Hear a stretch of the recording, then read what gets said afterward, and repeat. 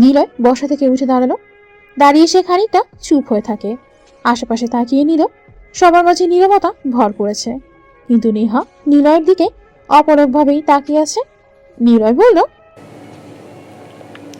Sir, আমরা জানি মানুষ মরণশীল, এইটা জানি আমাদের কোনো এক সময় মরতে হবে, কিন্তু আসল কথা হলো আমরা বড়ই করি কেন? আমাদের যে কোনো সময় চলে যেতে অপারে, আমাদের যে কোনো সময় চলে যেতে হবে অপারে, তবু আমরা বড়াই করি। আসল কথা হলো মানুষের মতো যত নরম ততটাই নিকৃষ্ট। আমরা উপরে ঠিক যতটাই দেখাই না কেন, ভেতর থাকে অহংকার, লোভ। মূলত লোভটাই আমাদের মনটাকে নিকৃষ্ট করে তোলে, ফলে আমাদের বেবিচার লিপ্ত হয়ে থাকে। দুনিয়ার সামরিক সুখের জন্য বিভোর হয়ে যায়, এর ফলে ভুলে যায় আমাদের মরণ সংবাদের কথা, যা এক রকম সত্য। সুতরাং মানুষের মনে সম্পদের অহংকার, লোভ, ওপরে ওঠার চেষ্টাতে বিভোর থাকা, এইসবের কারণে আমরা সব ভুলে বসি, তবে এতেই বড়াই করে চলি। নীলয় থেমে গেল। আবারও আর চোখে সবার দিকেই তাকালো, কিন্তু ক্লাসে থাকা সবাই নিলয়কে অবাক করে দিয়ে হাততালি দিতে থাকে। নিলয় আবারও নেহার দিকে তাকালো। মেয়েটা সেই কখন থেকেই তাকিয়ে আছে নিলয়ের দিকে। হুট করে নিলয় দেখলো নেহা মুচকি হাসত। নিলয় একটু তাকিয়ে মাথাটা নিচু করলো। স্যার বলল, চমৎকার বলেছো নিলয়। ধন্যবাদ স্যার। তুমি বললে না কোথায় থাকো? থাক স্যার, থাক না স্যার, কিছু অজানা। ক্লাস শেষ হয়, ক্যাম্পাস থেকে বের হতে যাবে নিলয়, তখনই নেহা আসলো নিলয়ের কাছে। নিলয় পাশ কাটিয়ে চলে যাবে। নেহা আবারও সামনে এসে দাঁড়ালো। নেহা বলল, আই এম সরি। কেন? আসলে প্রথম দিন তোমাকে খ্যাত বেয়াদব বলে কথা বলেছিলাম। হাসছো কেন? কারণ আমি যদি ক্লাসে ভালো কিছু না বলতাম তবে কি এসে কথা বলতেন? আমি খ্যাতি থাকতাম আপনার কাছে, আমি খ্যাতি থাকতাম তোমার কাছে। সো ইটস ওকে, তুমি তোমার মতো থাকো। নিলয় নেহার থেকে চলে আসে। নিলয়ের মাথায় এখন অনেক চিন্তা। রকির ব্যাপারটা একটু ভাবতে হয়। রকি ভয় পেয়ে আছে। রকি জানে না কি হতে যাচ্ছে ওর সাথে। নিলয় মনে মনে অনেক কিছুই ভেবে চলেছে। তখনই নেহা দৌড়ে নিলয়ের সামনে এসে দাঁড়ালো। নিলয়ের দিকে কিছুটা রাগী দৃষ্টিতে তাকিয়ে বলল, তোর বাসা কোথায়, আর তুমি হুট করে থার্ড ইয়ারে ভর্তি হলে কেন? এমনি। বলো আমাকে, এইভাবে কেন থাকো? তোমার কথা বলার ধারণা, কিন্তু ভাবখানা দেখো। বাড়ি কোথায় তোমার? নিলয় চুপ থাকলো। নেহাকে ওর এখন ভালো লাগছে না। নিলয় যা লুকিয়ে রাখতে ভালোবাসে সেটা নিয়ে বারবার প্রশ্ন করলে সে কখনো উত্তর দেবে না। তবে নিলয় নেহার কথা শুনে ওর দিকে তাকালো। কিঞ্চিত হেসে নিলয় ঘুরে চলে আসতো। ফুটপাথ ধরে হাঁটছে নিলয়, আর মনে মনে অতীতের পুরনো কথা ভাবছে। যে ছেলের দিকে তাকাতে মানুষ ভয় পেত, আর সেই ছেলের সাথে এখন কত লোক কথা বলছে। আসলে সবাই ঠিকই বলে, ভালো মানুষ হতে কোনো অর্থের দরকার পড়ে না। নিলয় ভাবেনি ভালো মানুষ হতে পারবে। তবে আজ মনে হচ্ছে ঠিক রাস্তাতেই যাচ্ছে। বড্ড মনে পড়ছে তার আব্বুর কথা। ওনার চলে যাওয়ার সময় শেষের কিছু কথা খুব মনে পড়ছে। জোরে জোরে হেসে উঠল নিলয়। সবাই নিলয়কে খারাপ ভাবে, কিন্তু কেউ কোনোদিনও জানতে চায়নি নিলয় খারাপ হলো কিভাবে। সবাই নিলয়কে মাস্তান বলে পেছনে কতই না গালি দেয়, কিন্তু কেউ কোনোদিন জানতে চায়নি নিলয় কেন মাস্তান, কেনই বা সে মাস্তানি করে। আসলে আমরা সবাই মানুষ, তবে আমাদের সঠিক মনুষ্যত্বের অভাব। আমরা পাপীকে ঘেন্না করি, কিন্তু তার পাপকে না। রকি ক্যাম্পাসে বসে আছে। নেহা, শিপন, নীরাদ, লাবণী একসাথে বসে আড্ডা দিচ্ছে বলে ভুল হবে। রিফাতের নির্বাচন নিয়ে একটা মিটিং করছে। ক্যাম্পাসের সবাই চায় রিফাত যেন হারে, কিন্তু রিফাত একবার ক্ষমতা পেয়ে ওই যে অত্যাচার শুরু করেছে, আর তাকে সেই ক্ষমতা থেকে কেউ সরাতে পারেনি। ক্যাম্পাসের সবাই যে যার মতো বসে আছে। হঠাৎ কতগুলো বাইক আসা শুরু করে ক্যাম্পাসের মধ্যে। বাইকের সামনে হেডলাইটের উপর রিফাতের নামের পোস্টার মেরে রাখা। কতগুলো ছেলে আসছে। কয়েকজন ভাগ হয়ে ক্যাম্পাসের বিভিন্ন জায়গাতে চলে যায় পোস্টার নিয়ে। দুটো বাইকে রকিদের দিকে এগিয়ে আসতে থাকে। ওরা সবাই বসা থেকে উঠে দাঁড়ায়। দুটো বাইকে 4 জন বসে আছে, সোহাগ, নোমান, জাহিদ আর ফারাদ। পেছনের সিটে বসে আছে নোমান আর জাহিদ। ওদের হাতে একটা করে হকি স্টিক। নেহাদের সামনে এসে বাইক থামলো। রকি নেহার পেছন দিকে যেয়ে দাঁড়ায়। নোমান এসে নেহার সামনে দাঁড়ালো। নোমান বলে, নেহা আপু, আপনার আব্বু একজন পরিচিত মানুষ, চাই না আমাদের দ্বারা আপনি অপমানিত হন। আর সেটা নিয়ে আপনার বাবার সাথে আমাদের ঝামেলা হোক, চাই না কিছু। এমনটা হলে আপনার বাবার লাশ কে, কখন, কোথায়, কিভাবে আপনার বাবার লাশ ফেলে রেখে গেছে আপনি তার টেরও পাবেন না। তোদের দিন দিন এমন কাজগুলো দেখবি আর চলছে না। হা হা হা, তাই নাকি? তা কে বন্ধ করবে? ওই রকির সামনে এসে দাঁড়া। রকি সামনে আসে না। সোহাগ আবারও ডাকে রকিকে, কিন্তু রকি কিছুই বলল না। সোহাগ বাইক থেকে নামলো। রকি সামনে আসে না। সোহাগ আবারও ডাকে রকিকে, কিন্তু রকি কিছুই বলল না। সোহাগ বাইক থেকে নামলো। কোমর থেকে পিস্তল বের করে পেছনে টেনে গুলি ট্রিগার রিলোড করে নিল। রকি ভয়ার্থ দৃষ্টিতে তাকিয়ে থেকে সামনে আসলো। সোহাগ পিস্তল হাতে নিয়ে হাসি হাসি মুখে বলল, শুনলাম তুই নাকি নির্বাচন করবি, বিপি পদে তুই দাঁড়াবি, বল না, এদিকে আয়। রকি ভয়ে ভয়ে এগিয়ে যায় সোহাগের সামনে। সোহাগ ওর কাঁধে হাত দিয়ে বলল।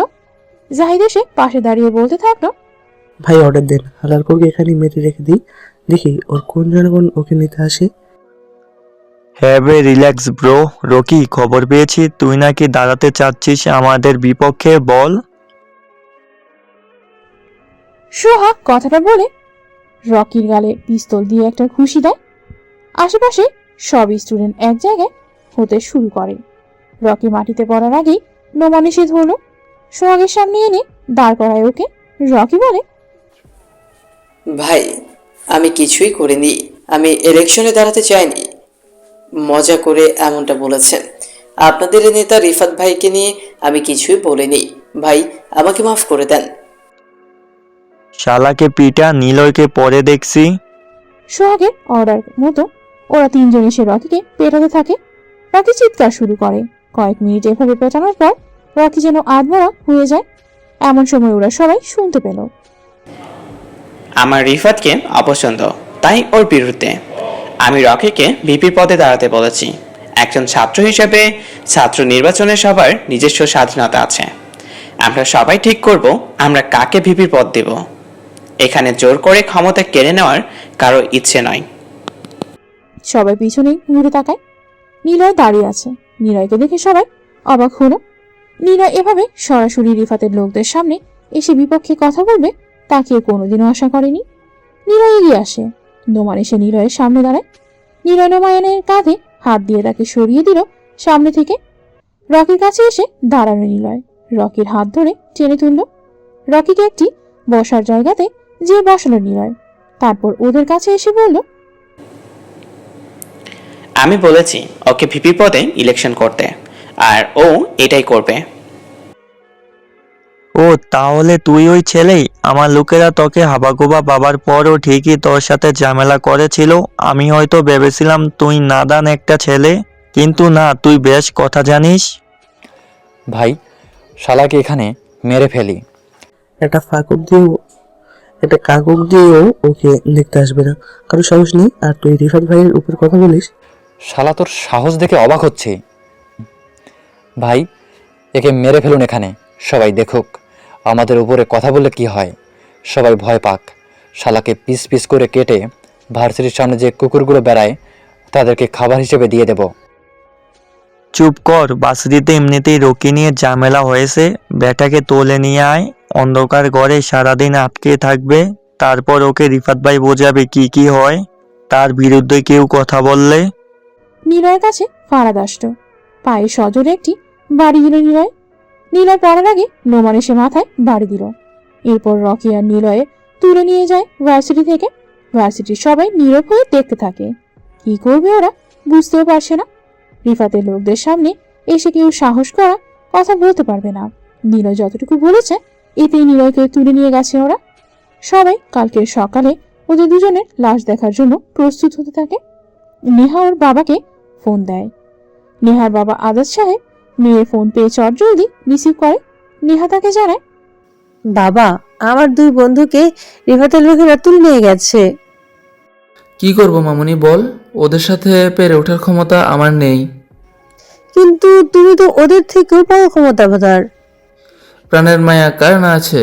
আমি ওদের শাস্তি দিলাম, কিন্তু পরে ওরা যে রাস্তায় এসে আমাকে মেরে ফেলবে, তখন আমি কি করব? আইন কি আমার জীবিত ফেরত এনে দিতে পারবে বল? নেহা ফোন কেটে দেয়। কিছুই করার নেই ও। সে যেন এরপর কাকে ফোন দেয়, কিন্তু তারাও কিছুটা পারবে না বলে বুঝিয়ে দিল।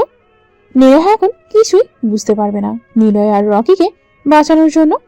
রিফাত বসে আছে, ওর সামনে দুজনকে নিয়ে আসা হলো।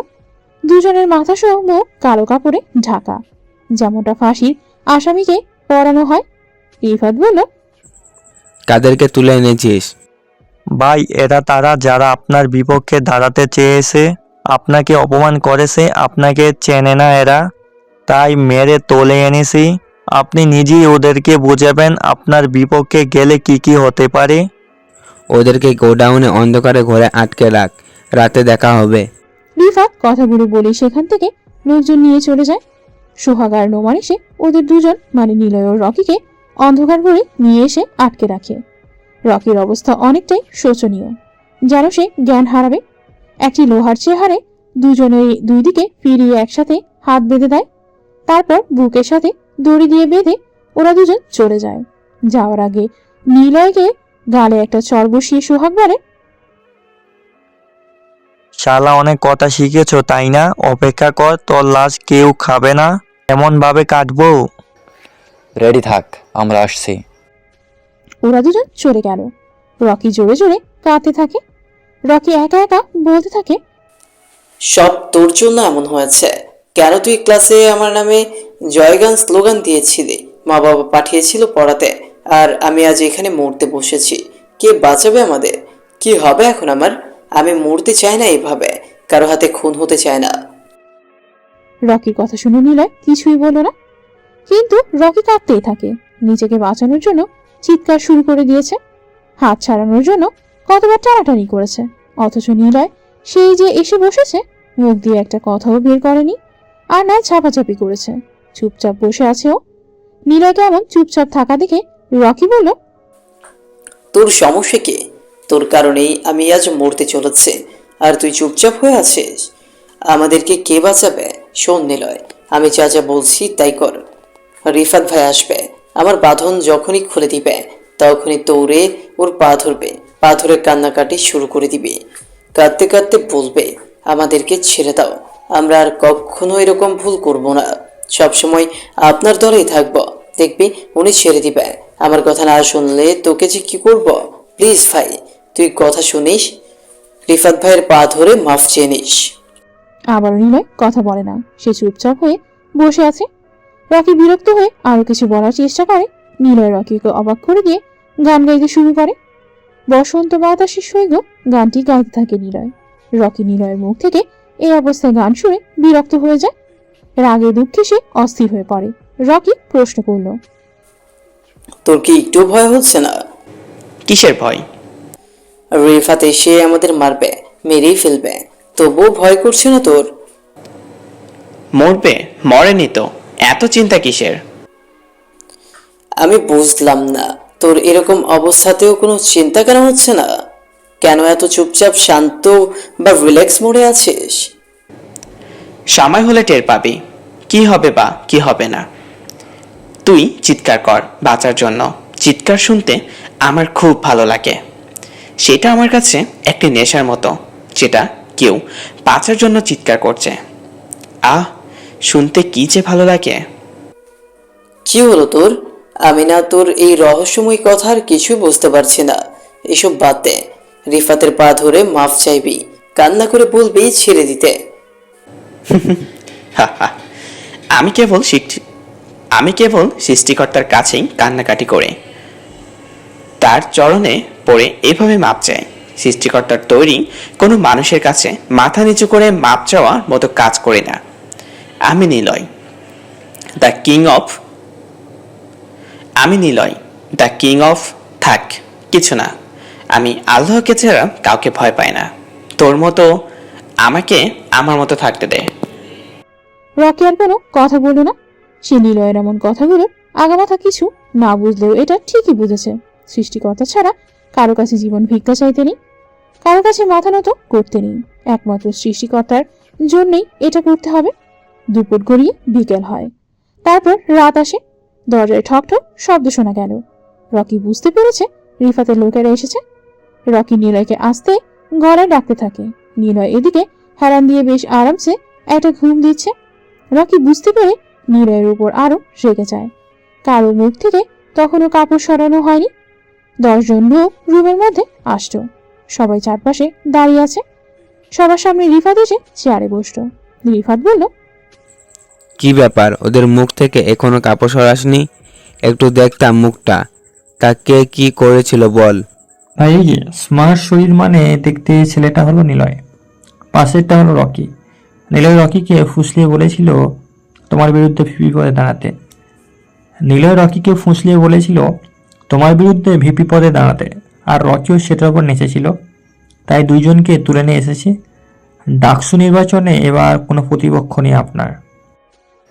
ভাই ওদেরকে মেরে ফেলুন, আমরা আর ঝামেলা ভালো লাগছে না। রিফাত হাতে পিস্তল বের করলো। জাহিদ এসে রকির মুখ খুলে দেয়। রিফাতের দিকে তাকিয়ে ভ্যাবে করে কান্না শুরু করে দিল আর চিৎকার করে বলতে থাকলো, ভাই আমাকে মাফ করে দেন, আমি আপনার জন্য সব করব, আমি কথা দিচ্ছি। ভাই আমাকে মারবেন না। তোকে মারলে দেশ ভয় পাবে, আর তোকে ছেড়ে দিলে আজ না হোক কাল কেউ একজন আমার বিরুদ্ধে দাঁড়াবে। এভাবে আস্তে আস্তে সবাই আমার বিরুদ্ধে কথা বলবে। আমি চাই ক্ষমতা, আর ক্ষমতার জন্য আমি সব কিছুই করতে পারি। না মাফ করব আর না বাঁচিয়ে রাখবো, সোজা ডেথ। ভাই আগে ওই হালাকে মারেন, সে বড় কথা বলেছিল, ওকে এখনই শেষ করে দিন। মুখ থেকে কাপড় খুলে আমার সামনে নিয়ে আয়। রিফাতের কথা শুনে নোমান ধরে আনে নিলয়কে। রিফাতের সামনে বসিয়ে রাখলো। সোহাগ একটি বেয়ারের বোতল খুলে নিলয়ের মুখের উপর পানীয়গুলো ঢেলে দেয়। রিফাত বলল, আরে থাম, মুখটা খোল, ওকে দেখি কে এত বড় বড় কথা শুনেছিল। রয়ে শোয়ে মুহূর্তে বেশ মজাই লাগে। ঠিক আছে ভাই। ফারাদ এসে মুখের উপর থেকে কালো কাপড় সরিয়ে দিল। বেয়ার ঢাকার কারণে নিলয়ের লম্বা চুলগুলো মুখের উপর এসে পড়েছে। মুখটা অনেকটাই ঢাকা পড়ে গেছে। রিফাত তাকিয়ে আছে সেদিকে। রিফাত হাসি মুখে বলল, কি ব্যাপার, চুলগুলো একটু সরিয়ে দে, মুখটা দেখি। সোজা কপালে গুলি করে মারবো ওকে। ওকে ভাই, আমি বেটার মুখ থেকে চুল সরিয়ে দিচ্ছি। জাহিদ এসে নিলয়ের কাছে দাঁড়ালো। হাত দিয়ে চুল সরিয়ে দিতে থাকে। নোমান জানায়, ভাই বেটাকে সাথে সাথেই মারবেন না, একটু খেলা করব তাকে নিয়ে। নোমানের কথা শেষ হতেই জাহিদ চুলগুলো সরিয়ে ফেলল। রিফাত পিস্তল তাক করে ধরেছিল। নিলয়ের মুখটা দেখার সাথে সাথেই চেয়ার ছেড়ে উঠে দাঁড়ায়। হাত থেকে পিস্তল নিচে পড়ে যায়। সবাই দেখে রিফাতের হাত পা কাঁপছে। ভাই কি হয়েছে, আপনি এরকম করে কাঁপছেন কেন? ভাই ঠিক আছেন আপনি? কেন, ও নিলয় আর ও রকি, ওদের সবাই তো প্রথম থেকে ঝামেলা হয়েছে। রিফাত আরো যেন কিছু বলার চেষ্টা করলো, কিন্তু সবকিছু যেন ওর ভয়ার্ত শরীরে চুপসে যেতে থাকে। গলা দিয়ে যেন কথা বের হচ্ছে না রিফাতের। ভাই সোজা কপালে গুলি করেন। নোমানের কথা শুনে রিফাত কষে একটা চড় দেয় গালে নোমানের। সবাইকে অবাক করে দিয়ে রিফাত হাঁটু ভাঁজ করে বসতো নিলয়ের সামনে। রকি সহ সবাই বোকার মতো তাকিয়ে আছে রিফাতের দিকে। নিলয় তখনও মাথা উঁচু করে তাকায়নি। নিলয় এখনো কথাই বলেনি। রকি দেখলো রিফাত নিজেই কাঁদতে কাঁদতে বলছে, ভাই আমাকে মাফ করে দেন, ওরা না জেনেই বেয়াদবি করেছে। প্লিজ ভাই আমাকে মাফ করে দেন, আমি কিছুই জানি না, আমাকে মারবেন না। সবাই বোকা দৃষ্টিতে তাকিয়ে আছে রিফাতের দিকে। অবাকের সাথে বিস্ময় যেন সবার মনে একটাই প্রশ্ন দাঁড় করে দিয়েছে, আর তা হলো, কে নিলয়? আর রিফাত ভাই কেন নিলয়ের মতো খেয়াল ছেলের কাছে মাপ চাচ্ছে? সবার প্রশ্নটা সবার মধ্যে থাকলেও আপাতত কেউ তা জিজ্ঞেস করছে না। যেখানে সবার বস রিফাতই কাছামাছি হয়ে নিলয়ের সামনে কথা বলছে, সেখানে বাকিরা আর কি বা বলবে। রিফাত নিলয়ের মুখের দিকে তাকিয়ে আছে। নিলয় মাথা নিচু করে বসে আছে। সোহাগ, নোমান, ফারাদ, জাহিদার বাকি রকি হাবার মতো চেয়ে আছে সেদিকে। রিফাত সবাইকে অবাক করে দিয়ে বলল,